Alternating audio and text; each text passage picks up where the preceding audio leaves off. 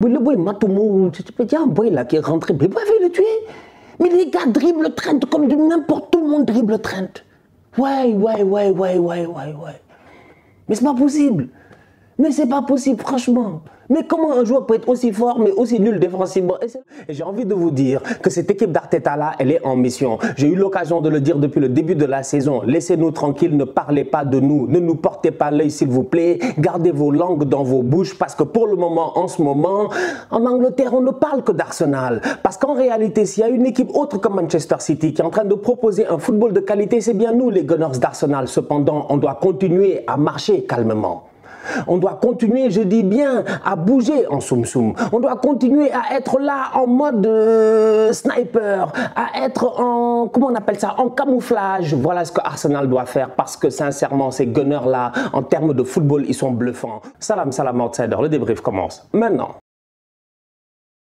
3 matchs au programme aujourd'hui en Première Ligue, Arsenal, Liverpool et Chelsea. On va d'abord commencer par les Gunners qui l'emportent aujourd'hui 3-1 face à Tottenham. Top performance de la part des Gunners. En toute honnêteté, franchement, j'ai d'abord envie de vous rappeler que la saison passée, cette équipe de Mikel Arteta avait commencé la saison avec 3 matchs, 3 défaites. Au retour de la trêve internationale, on a joué face à Tottenham et on s'est relancé en gagnant 3-0. Le mental, c'est ce qu'il y a de plus important dans le football. Et cette équipe-là, durant les dernières années, s'il y a une chose sur laquelle elle a grandement évolué, c'est bien par rapport au mental. Aujourd'hui, après l'ouverture du score et l'égalisation de Tottenham, Arsenal est tombé dans un flou. Arsenal était un boxeur qui était, je dis bien, dans les vapes. Ils n'étaient pas encore KO, mais mes Gunners m'ont fait peur. Pourquoi? Parce que la possession de balle a totalement shifté. Avant de commencer à les applaudir, j'ai d'abord envie de leur rappeler que quand Tottenham a égalisé, pendant 10 minutes, je dis bien, pendant 10 minutes, la possession de balle était non seulement du côté de Tottenham, pendant 10 minutes, les joueurs de Tottenham, pour la première fois, je dis bien, du match, ils étaient tous dans notre moitié de terrain et pendant 10 minutes, on a paniqué tout simplement parce qu'ils ont égalisé. Donc du coup, cette équipe-là, mentalement, elle a grandement évolué parce qu'au retour de la deuxième mi-temps, ils ont marqué. C'est ça qui me fait plaisir, moi, en tant que fan d'Arsenal. Je ne suis pas là pour les applaudir comme ça à tout va. Je vous ai dit que cette équipe-là amenée par Mikel Arteta, j'ai eu l'occasion de le dire avec Willou, j'ai eu l'occasion de le dire, je dis bien, un peu partout. Cette équipe-là, dans les 2-3 prochaines années, elle doit gagner une Première Ligue. L'exigence, elle est là et je resterai exigeant par rapport à cette équipe. Les boys sont forts et ils sont capables de le faire. Mon seul problème, c'est que j'ai eu l'occasion de le dire, c'est les blessures et j'espère qu'il n'y aura pas de blessés. Parce qu'aujourd'hui, face à Tottenham, au milieu de terrain, Thomas Partey et Granit Xhaka ont été sensationnels. Ils ont été excellents. Franchement, ils ont été excellents. Et tactiquement parlant, c'est des joueurs qui sont très intelligents. Parce que Mikel Arteta, dans son système de jeu aujourd'hui, là où tu as Saliba et Gabriel qui restent tous les deux en défense centrale, tu as un Zinchenko qui vient soutenir Thomas Partey et tu as un Granit Xhaka qui occupe cet espace-là. Ce demi-espace qu'occupe Granit Xhaka là, ça pose problème à pas mal d'équipes qu'on a eu à jouer cette année en Première Ligue parce que ça libère Martin Odegaard, ça libère Martinelli. Donc aujourd'hui, franchement, soyons très sérieux. À part Pep Guardiola, tactiquement parlant, qui propose mieux? Je veux savoir. J'ai beaucoup de respect pour ceux qui ont eu à faire, je dis bien, Potter à Brighton ou Klopp à Liverpool, etc. Mais le momentum, il est là. Je dis bien, le momentum, il est là. En ce moment, aujourd'hui, today, sincèrement, en termes de football, on est bon. Sincèrement, on est très bon. Cette performance face à Tottenham, là, pour moi, j'appelle ça une performance aboutie. Parce que quand Tottenham égalise, j'ai peur. Mais les gars n'ont pas abdiqué. Ils ont mis, je dis bien, pedal to the medal. C'est-à-dire qu'ils ont accéléré. Ils ont accéléré en deuxième mi-temps et la victoire est largement méritée. Top performance de la part de Gabriel Jesus qui a été buteur aujourd'hui. Franchement, on va être très sérieux. C'est un excellent joueur. Gabriel Jesus est en train de réécrire, je dis bien, il est en train de redéfinir, j'ai envie de dire, le poste de numéro 9. Gabriel Jesus, aujourd'hui, il n'est pas neuf, on ne sait pas où est-ce qu'il est, il est partout. Il récupère des ballons. Mais en fin de première mi-temps, quand les boys de Tottenham sont là en train de nous mettre la pression, c'est Jesus qui va récupérer des ballons. C'est Jesus qui ressort les ballons. C'est Jesus qui est dangereux, je dis bien, ballon au pied. Ses changements de position, ses coups de rein, ses passements de jambes sont intenables. Aujourd'hui même, à mon humble avis, peut-être il y a penalty parce que d'ailleurs il le touche. Bref, c'est pour dire à quel point Gabriel Jesus Offensivement parlant, il a été sensationnel. Le fait qu'il dézone constamment, le fait que les autres viennent occuper son espace, le fait que lui, il est capable de réoccuper son espace, mais de manière très intelligente et de ne pas marcher dans l'espace des autres. C'est ça qui me fascine avec cette équipe d'Arsenal-là. C'est que de temps en temps, dans la surface, il n'y a personne, mais il n'y a personne qui marche sur l'autre. Tout le monde connaît son positionnement. Tu sens que Arteta, il leur a bien indiqué, je dis bien, les secteurs du terrain qu'ils doivent cadrer. Et le football est très logique. Le football est très logique, franchement. Tu attends le ballon sur le côté, l'isolation sera faite, l'ouverture va être là. Quand Thomas Partey, on lui donne le ballon, il est là pour claquer. Je dis aujourd'hui, Gabriel Jesus, son mouvement offensif pour moi, on ne pouvait pas avoir mieux. Non, franchement, on ne pouvait pas avoir mieux. On a cherché ça pendant très longtemps. Beaucoup de respect pour les Lacazette et tout ça. Les gars étaient là, c'était des guerriers. Mais Jesus, c'est un joueur à part. Et j'ai eu l'occasion de le dire. Quand tu gradues de l'université du guardiolisme, d'habitude, avec un doctorat comme a fait Jesus, après 5 années, ça prend 5 ans pour faire un doctorat. Il y a des boys, ils ont fait 2 ans. Il y a des boys, ils ont fait 1 an. Ils ont fait 1 an, ils n'ont même pas fait la licence. Franchement, c'est des tocards, des Ferran Tocard Torres. Alors que lui, non, Jesus, lui, il a gradué. Le football est dans sa tête. Tout est très clair. Et sur le terrain, il nous le donne. Très beau but de sa part aujourd'hui. Et à mon humble, oui, parce qu'il s'est battu, il fallait le mettre ce but-là. Et à mon humble avis même, il ne s'est pas géré parce qu'il doit mettre un doublé, il doit mettre un triplé. Il faut que Jesus soit plus méchant là. Il faut qu'il soit un peu plus méchant. Mais bien joué. Granit Xhaka, franchement, on va être très sérieux, j'ai envie de le saluer. C'est un top player, c'est un excellent joueur. Xhaka, aujourd'hui, il a 28 ans. Il a 28 ans, il est au top de sa forme. Il est à Arsenal depuis près de 7 ans. Depuis près de 7 ans, il est à Arsenal. Et je pense qu'il a atteint son maximum de maturité et il va nous le donner aujourd'hui. Il n'a pas le brassard de capitaine, mais il agit comme un capitaine. Au-delà de cela, il enchaîne les top performances. C'est ça qui est sensationnel. Il y en a qui n'ont peut-être pas eu l'occasion de le voir, mais avec l'équipe nationale de la Suisse, Xhaka, capitaine, top player, 2 top performances avec durant la Ligue des Nations. Ils ont battu les Espagnols. C'est lui qui est devant la défense. Il est là à distribuer les ballons. C'est un quarterback, je dis. Quand il arrive à Arsenal, son rôle évolue. C'est Thomas Partey qui a ce rôle-là devant la défense. Granit Xhaka se projette. Et franchement, en toute honnêteté, aujourd'hui, il nous a montré 6, 8, 10. Il est capable de tout faire. Très belle finition. Il est toujours là quand il faut. Franchement, c'est un plaisir de l'avoir sur le terrain avec cette équipe-là. Et comme je dis, la cohérence tactique, elle est là. La cohérence tactique, elle est là. Je ne sais pas ce qui va se passer la saison prochaine, mais pourvu qu'il reste, va-t-on aller chercher Tielemans ou pas, ou un autre joueur, je ne sais pas. Mais chacun en ce moment, c'est son prime. Les jeunes aussi se sont gérés. Saliba a été excellent. En ce moment, est-ce que ce n'est pas le meilleur défenseur du championnat? Je pèse mes mots, hein. Je pèse mes mots. Bon, Saliba, il est fort. Saliba, non seulement il récupère tes ballons, mais en plus il te dribble. Saliba, aujourd'hui, en première mi-temps, combien de fois il récupère le ballon, il fait des petits crochets dans la surface de réparation, tu as peur, tu dis, boy, ne perds pas le ballon, s'il te plaît. Mais non, il se gère, il sort très bien les balles.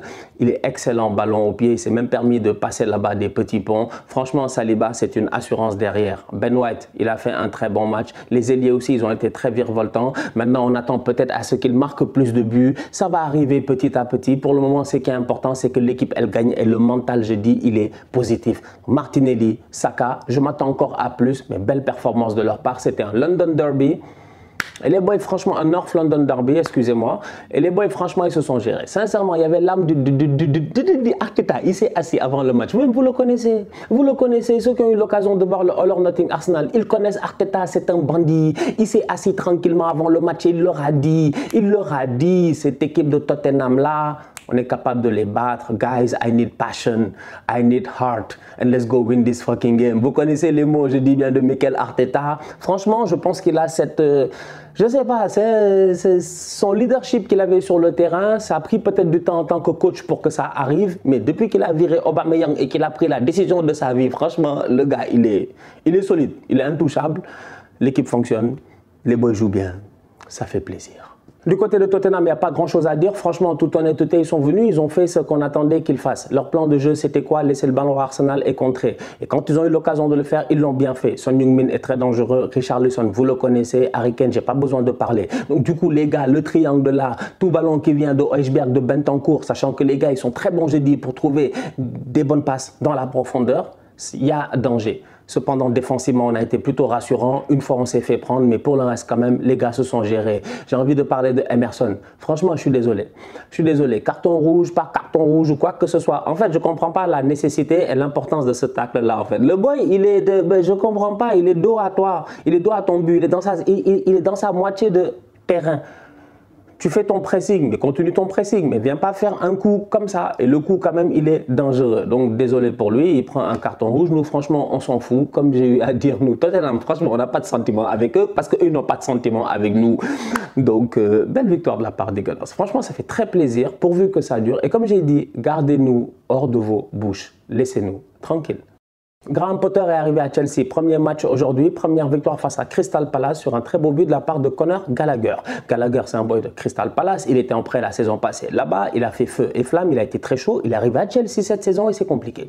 C'est compliqué au milieu de terrain, Kanté n'est pas là, Jorginho il est intermittent de temps en temps et tout, donc tu te dis que le boy Gallagher en début de saison, Tuchel lui a donné sa chance, normalement il devait s'imposer mais ça a été difficile. Aujourd'hui, il attend de jouer face à son ancien club et il sort une très belle performance, un très beau but et une belle deuxième mi-temps. Donc à la fin de la journée, cette équipe de Potter là, j'ai envie de dire que il y a espoir parce que pour un premier match avec un nouveau coach qui doit vraiment, il y a plusieurs facteurs à Chelsea en fait. Déjà, tu as un nouvel effectif, qu'on le veuille ou non, tu as un nouvel effectif. Défensivement parlant, il y a eu beaucoup de changements. Donc du coup, il va falloir que Potter il fasse certains choix. Aujourd'hui, on se rend compte que Kalidou Koulibaly, il est sur le banc. Edouard Mendy n'est pas là, il est blessé. Kepa, il est là pour le moment, il est titulaire. Est-ce que Mendy va reprendre sa place directement? Je ne sais pas. Est-ce que Koulibaly a été mis sur le banc pour le piquer, pour piquer son ego? Parce que Koulibaly, quand même, c'est un leader au Sénégal, c'est un capitaine, c'est un champion d'Afrique. Peut-être que Potter, ça, tout ça, il le sait. Donc, il veut peut-être le piquer,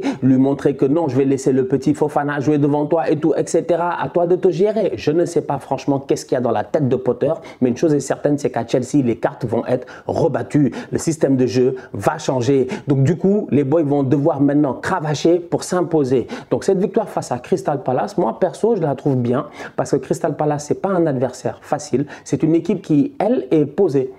Ils ont un football qui est clair. Vieira est là depuis longtemps. On sait comment les gars y jouent. On n'est pas surpris des Ayou, des Hudson-Edouard et des Wilfried Zaha. Donc tout est carré là-bas. Par contre, à Chelsea, il y a beaucoup d'incertitudes. Donc quand tu commences, tu gagnes un match comme ça, pas facile, face à un autre adversaire de Londres, franchement, c'est à saluer. Donc belle performance de la part des Blues. Mon seul problème, c'est le fait que Thiago Silva, il ne doit pas finir ce match-là. Je suis désolé. Franchement, je suis désolé. Là, il y a carton rouge. Là, il ne faut pas essayer de nous blaguer. Il y a carton rouge. Thiago, il a perdu le ballon, il est tombé, il touche le ballon avec la main. Il y a carton rouge, il ne faut même pas discuter avec nous.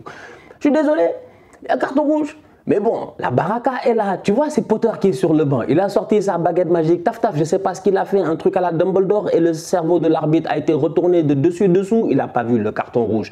Alors que je pense qu'on est tous d'accord qu'il y a carton rouge. Derrière, il y a un but. Donc du coup, dans le football aussi, ça part comme ça, du tac au tac. Belle rentrée de la part de Pulisic. J'ai hâte de voir s'il va réussir à s'imposer avec Potter. Bref, il y a pas mal de boys à Chelsea qui doivent se gérer.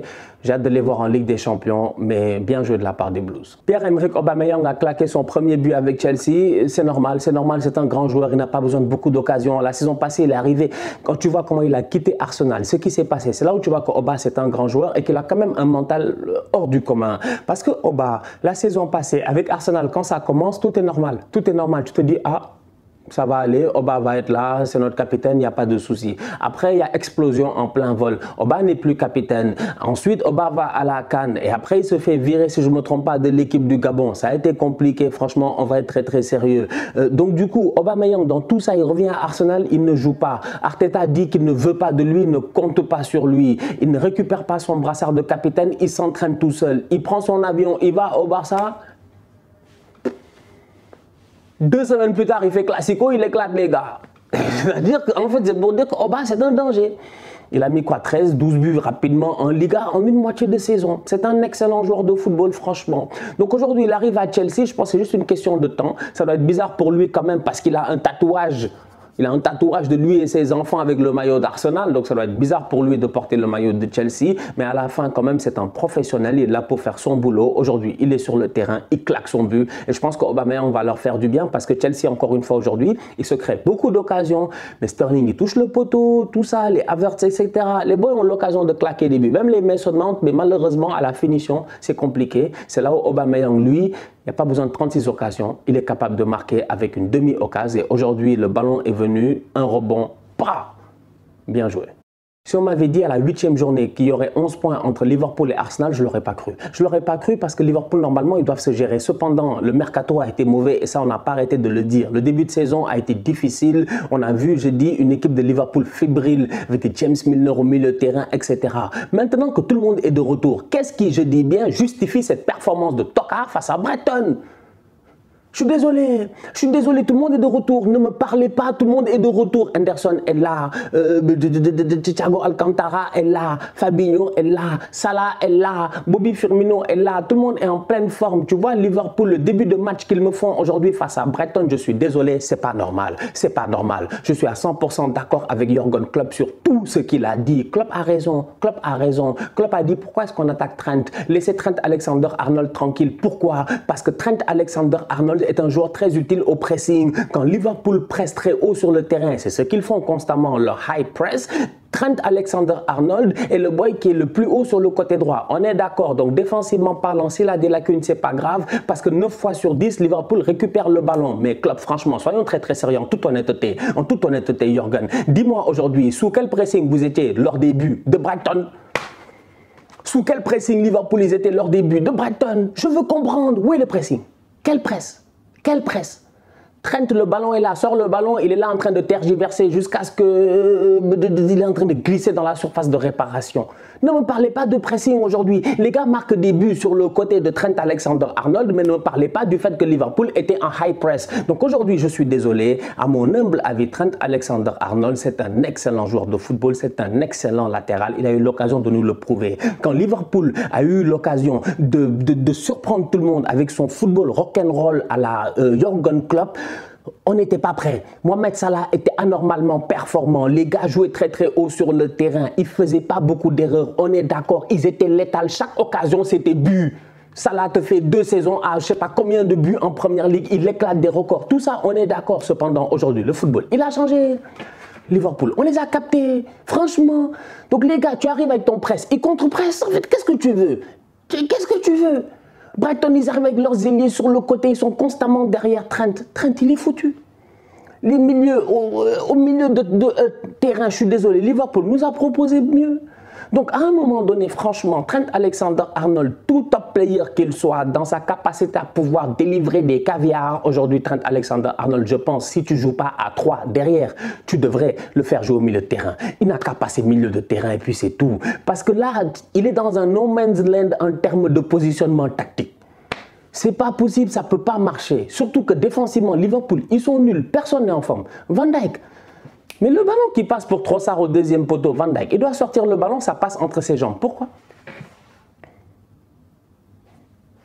Je suis désolé, ils sont pas bons. Ils ne sont pas bons défensivement. Donc devant, même si Salah fait le taf aujourd'hui, il essaie de se gérer. Firmino fait un excellent match, 2 très beaux buts, franchement, à l'ancienne. Bobby Firmino, plein de sang-froid dans la surface de réparation. Même si Luis Diaz fait une belle rentrée et tout. Même si devant, tu sens que les gars sont capables de pousser et tout ça, ils arrivent à faire une remontada. Ils sont menés 2-0, ils reviennent 3-2 Liverpool aujourd'hui. Et après, ils encaissent le 3e but parce que défensivement, tout le match, ils ne sont pas bons. Tout le match, ils ne sont pas bons. Alisson, il est là à faire les arrêts à gauche. Brighton doit mener 4-0 à la mi-temps. Hein. C'est que la vérité, elle est là. La vérité, elle est là. Non, moi, je suis devenu très exigeant maintenant. Je ne pardonne plus, franchement. Je vous ai dit. D'ailleurs, dans vos clubs là, si vous cherchez un gars pour motiver vos gars, appelez-moi. Je vais venir parler à vos boys, vous allez voir. La vérité, elle est là. Les boys ne se gèrent pas et mentalement, il faudrait qu'il y ait un travail qui doit être fait. En fait, Liverpool, ce n'est même pas une question qu'ils sont nuls en termes de football. C'est que mentalement, ils sont atteints. Je ne sais pas ce qui se passe dans cette équipe-là, mais ce n'est pas possible que Van Dijk, son niveau, il est baissé comme ça du jour au lendemain. Van Dijk est passé d'un joueur, c'est comme si dans FIFA 22, Van Dijk était à 90 et dans FIFA 23, il est passé à 69. C'est pas possible. C'est pas possible. Franchement. Franchement. C'est faible. C'est Welbeck qui les a traumatisés. Darwin Nunez, lui, il est sur le banc, je ne comprends même plus en fait. Lui, moi, je suis fatigué. Darwin, pourquoi il a marqué contre le Canada. On va voir durant les prochaines semaines. Prochain match de Liverpool face à Arsenal. J'ai hâte de voir ce que ça va donner. Mais pour le moment, Liverpool est une équipe qui, franchement, toute honnêteté, est insuffisante par rapport à ce qu'elle peut proposer. Ils doivent proposer beaucoup mieux. Et il est temps qu'il y ait une certaine... qui est un wake-up défensif. Je ne sais pas, il est temps que peut-être le boy Konaté revienne. Je ne sais pas, il faut que... faut qu'il se passe quelque chose. Parce que là, ouais, je regarde, je me dis, qu'est-ce qui s'est passé aujourd'hui? À un moment donné, il est mené au score. Quand il a envoyé James Milner à l'échauffement, j'ai eu mal à la tête. J'ai eu mal à la tête. J'ai eu mal à la tête, franchement. En tout cas, voilà. Liverpool fait 3-3. Et les Reds sont dans le rouge. Ils sont dans le rouge. Là, à ce niveau-là, c'est pas normal. Là, ce qui se passe là à Liverpool, c'est pas normal. Et on va voir. Et je pense que Klopp, il protège Trent. Ce qui est normal de protéger Trent. Il a raison de protéger Trent. Il faut le protéger. C'est un coach, c'est son boulot de protéger Trent Alexander-Arnold. Mais derrière, j'ai envie de dire à Jürgen Klopp aussi, si tu as envie de le protéger, ben, protège-le sur le terrain et mets en place un système de jeu qui lui permet de lui de pouvoir performer sereinement. Parce que Trent, aujourd'hui, franchement, le boy Matomo, tu peux dire un boy là qui est rentré, mais il va le tuer. Mais les gars dribblent Trent comme n'importe tout le monde dribble Trent. Ouais. Mais c'est pas possible.